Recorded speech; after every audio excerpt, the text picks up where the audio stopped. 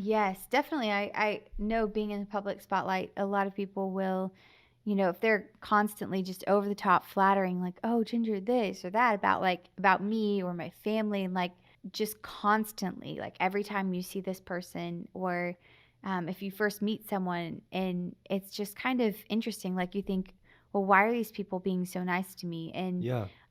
what is their goal? Like, are they trying to get something? Do they just want to be near me because of my family being well known, or what is your ultimate goal?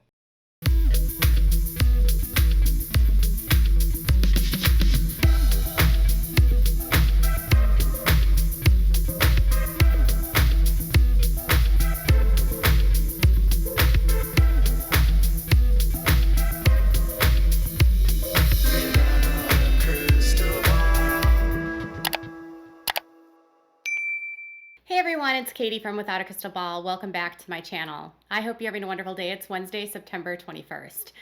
I was actually circling back to a group of documents that I was thinking about. It was a deposition that Jeremy Volo gave during the lawsuit that the girls had against the city and the county for the release of records.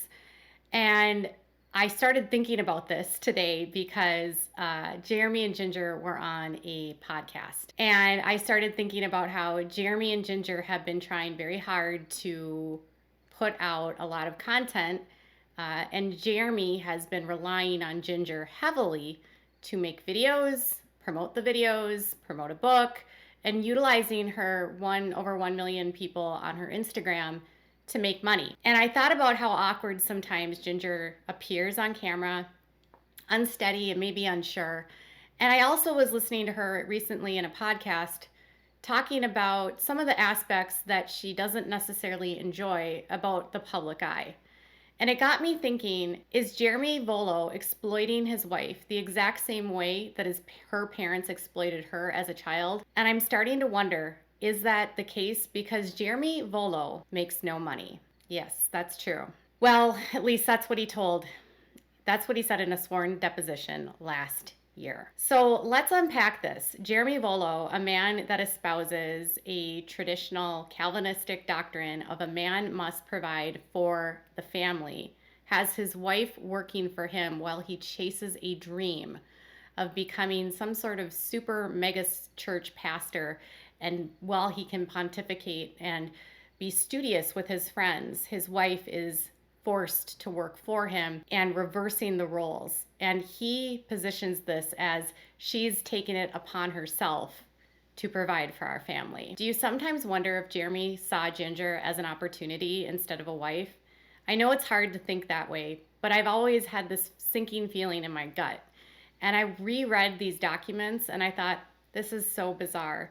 And not to say that they haven't found and crafted a way of life, but I think it's a lot of pressure to put on a young woman who didn't want to be in the public eye and who has said that multiple times. So before we get into this, can you do me a huge favor and give this video a thumbs up? Make sure to subscribe to my channel if you've not yet subscribed, and turn those notifications on so you know when new content loads, and make sure your notifications are set to all so you never miss a video. Also, do me a huge favor and leave some comments if you like this video or if you have something to say. So let's dive in. Jeremy and Jinger recently appeared on a podcast called Candid Conversations with Jonathan Youssef, who happens to be a individual that's in seminary with Jeremy Volo. During the interview, they discuss their marriage, growing up, their faith, their testimony, all of the normal things that go into Christian podcasts. The layers of repetitiveness, I feel, is very scripted when it comes to Jinger, and it makes me sad because I feel like she does have a guard up, which I don't know if it would be if she grew up in a different environment. And I can't blame her for having this guard. I want to be very clear. I don't blame Jinger for having a guard. This is what she had to say about growing up with her parents and the downsides of being raised on TV. 9 years old, 10 years old, and we had camera crews enter. And it was first just a documentary. And so we had a couple people who would come like a couple months in a row. They would come and film our family. It was very odd when that started. Sure. And growing up with that was a challenge that I think I would realize the older I got. It was a beautiful thing and the challenges that come along with that right alongside it are just as big and as tough as like just walking through, like standing up for your faith and having people mock it and hate you and say things publicly that are harmful. But it's like, okay, well, we are to count it joy, when we suffer for the cause of Christ. And so what makes me sad about Jinger is that she did not ask for this life, right? And she seems to be such a sensitive young woman and someone that really deeply holds her convictions and her faith close to her heart.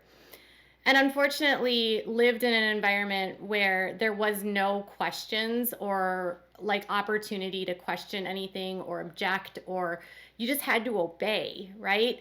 And so anyone that would publicly denounce, for instance, the faith that her family espouses, she is saying that this is harmful, but then on the same token saying, well, we suffer for that because we're righteous people. What makes me sad for her is that I feel like the people that are standing up and speaking out and saying things publicly are not saying, we're mocking you, Jinger, for what you believe.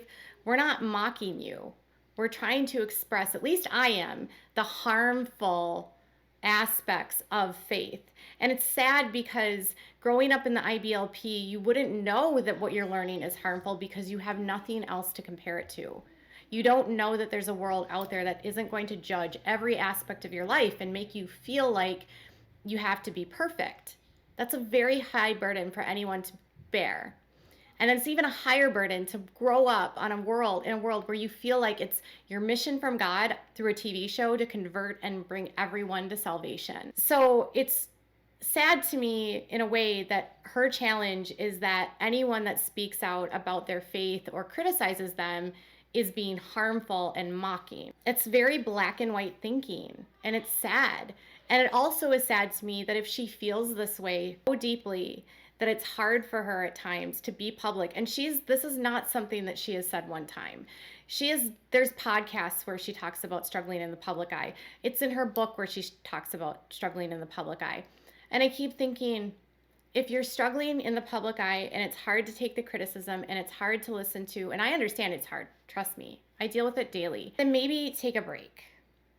But she can't take a break. And this is what makes me sad, because there's so much pressure on her. There's pressure on her as a child because she had to look a certain way and her parents were using their family to throw to the world the IBLP, to recruit people to go to the seminars, to join their cult, which many survivors say is harmful, which brought her up in a world where Joshua Duggar was harmful to her. And it's so sad because they never talk about Joshua. They never talk about all of the pastors that they're around that are harmful.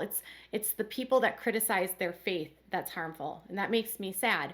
And it makes me sad that Jinger doesn't necessarily want to be in this world, but has to because her husband doesn't have a job. So during a deposition, Jeremy and Jinger sat and they had to talk about how much money they made because of their lawsuit. They were asking for damages and they needed to know like what kind of damages are happening to your career. Is it impacting your ability to make money?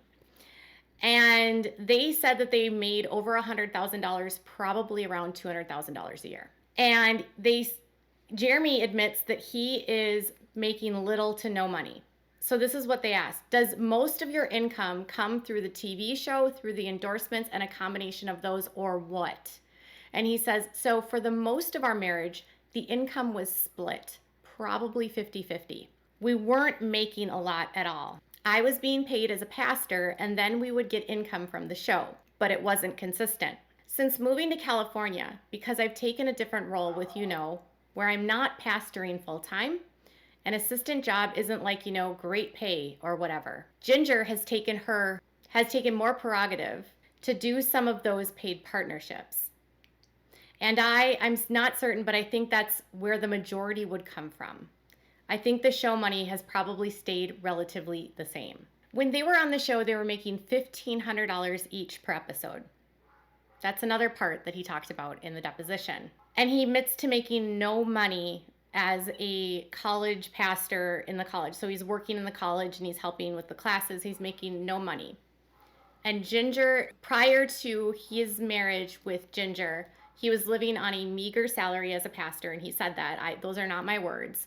And then he marries Jinger, who's on the show. They are able to negotiate their own like contract, but they're still making very little money, $1,500 each per episode. And he said it wasn't consistent. And then he makes the decision to move them to California so he can take on a pastoral role, right? And he can study in a seminary. And he does a 2-year, 3-year program in master's, and now has decided he's going to do a PhD program, which is another 3 years. So Jeremy, even once he's in a role as a pastor, will never make $200,000 a year if he's just going to pastor. So instead, I mean, it's hard. Most pastors don't make anywhere near that.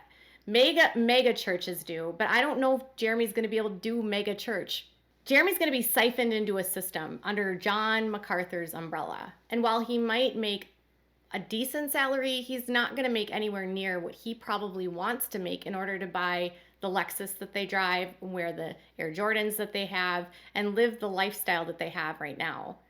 His lifestyle isn't consistent with his life choice of being a pastor. So Jinger is weathering that by writing books, by putting out The Hope We Hold, writing a children's book, making videos on their YouTube channel, and going on podcasts consistently to talk about things.